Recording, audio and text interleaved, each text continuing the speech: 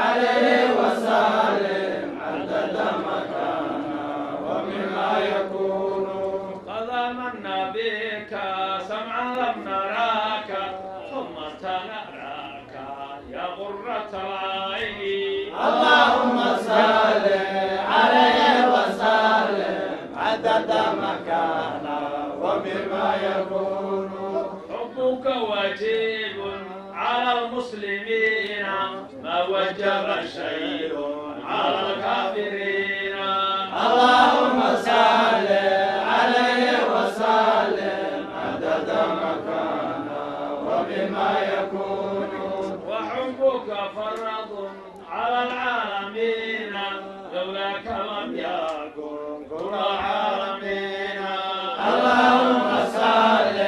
عليه وسلم عدد مكانا وبما يكون عدد مكانا وبما يكون عدد مكانا وبما يكون اللهم صل وسلم وبارك عليه صلى الله وسلم عليه الصلاة والسلام على رسول الله صلى الله عليه وسلم حيلتها waxa weeye xadaradii horay buu noogu badatay waana la kaga sheekeeyay kaleey salaatu wasalaam nabiga siiradiisii xoogeedii waana loo sheegay culimadii hore nooga sheekeysay anigu markii hore aan reer dheereysba u baran ninka wax dheeraynaya waa nin maartay cod kara weeye oo maartay meel ku fogaanaya marka waxa weeye inaan soo gaabiyo yaan rabaa hadii alla yiraahdo si aanan u caajisin oo nashaadku wuxuu ku fiican yahay ninkiiba 10 daqiiqo in la siiyo qofkiiba marka anigu hadda meel ii banaan waxa laga arkaa iidihii nabiga dhibkii la dhibay iyo raggii dhibay wax yar inaan ka soo qaado haye ma maqlaysaan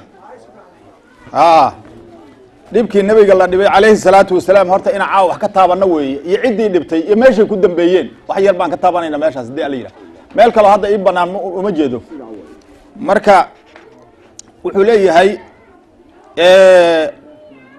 ورأى رسول الله صلى الله عليه وسلم وحو نبيgu ku arkay oo kala kulmay min المشركين كثير الأذى dhib far badan ayuu kala kulmay عليه الصلاة والسلام iyo وعديم الشدة خصوصا إذا ذهب إلى الصلاة عند البيت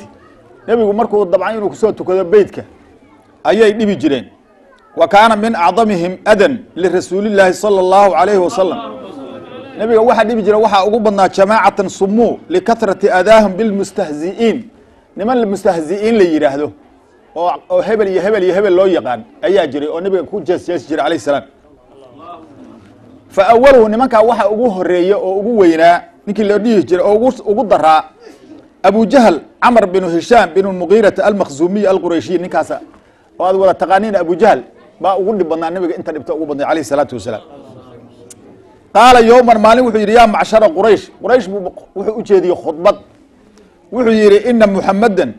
qad ataa wuxuu la yimid ma tarawna waxaad arkaysaan oo aan raali ka ahayn buu la yimid oo min aybi diinikum diinkiina uu ceebeeyay wa shatmi alihatakum alihadinina uu caayay wa tasfiih ahlaamikum aqligiina wuxuu ka dhigay waxaan aqli lahayn oo ka dhigay wa sabbi aabaikum aabayaashiina uu caayay marka wuxuu yiri inni uahidullah ilaahi waxaan kula ballamahayaa buu yiri ilaahi waxaan ballan uga qaadayaa nimanka hadda ayagu jaahiliin ilaahina way sheeganayeen ilaa waa mushrikiin la ajlisanna lahu qadan bihajarin dhagax weyn oo la udiiqu kaasi xamlahu aan qaadi karin baan la fariisanayaa uu meesha uu ku tukanayo saasa noo ballan uu yiri ogaada qurayshna waa soo shiraysa maalinkaas sida markuu yiri fayda sajada wuxuu yiri fi salaatihi radaqtu bihi waxaan ku burburinayaa wiil ra'sow madaxiisa marka wuxuu yiri fa aslimuuni markaas iga qabto yiri cinda dalika aw amase daayu yiri markaas aw amnauni ama iga joojiya ama iga qabto yiri marka adinka idin talaabu laakiin dhagaxas inaan soo qaato madaxa uga burburiyo yaani igu ballanayo wuxuu yiri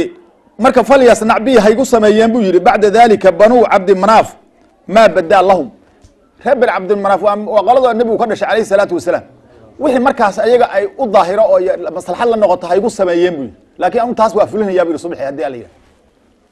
halka markii dhacday falama asbaha nebigu markuu waa beriistay alayhi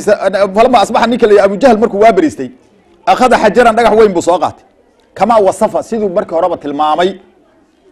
uma jalasa wuu fadhiistay lirasuulillahi rasuulka ilahi buu u fadhiistay sala allahu alayhi wasalam yantadiru asagoo suwahaya ilaa nebigu inuu meeshaan imaanhayo waa ogyahay uu ku tukanaye meeshuu u fadhiistay waa loo oo ceel loo fadhiisto oo kale wey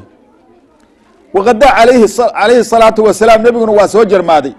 kamaa kaana yaqduu ilaa salaatihi si uu salaadiisa usoo jarmaadi jiray